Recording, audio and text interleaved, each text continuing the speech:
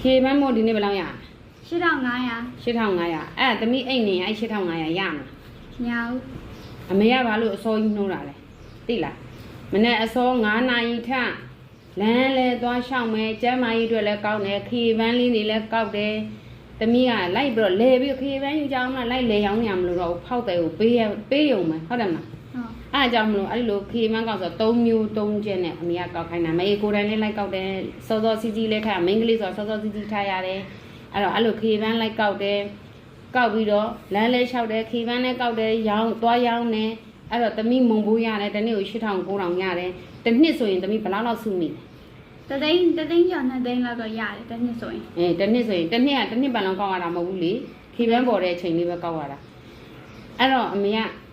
အဲ့ဒါဘာဖြစ်လို့သမီးအခုမုံဘိုးတွေရတယ်ကိုယ်ပစံလေးနဲ့ကိုဆိုတော့စိတ်မချမ်းသာဘူးလားမိဘကြီးကလက်ဝါးဖြန့်ပြီးတောင်းရလား တောင်းရအောင်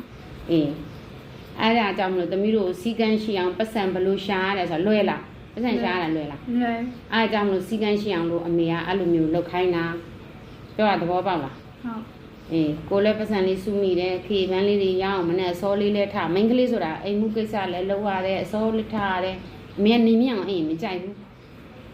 အဲ့တော့ကိုယ်ပစံလေးနဲ့ကိုဒီလိုလေးဝင်ဝင်လေးရှိတော့ပျော်တာမပျော်ဘူးလား ပြောတယ်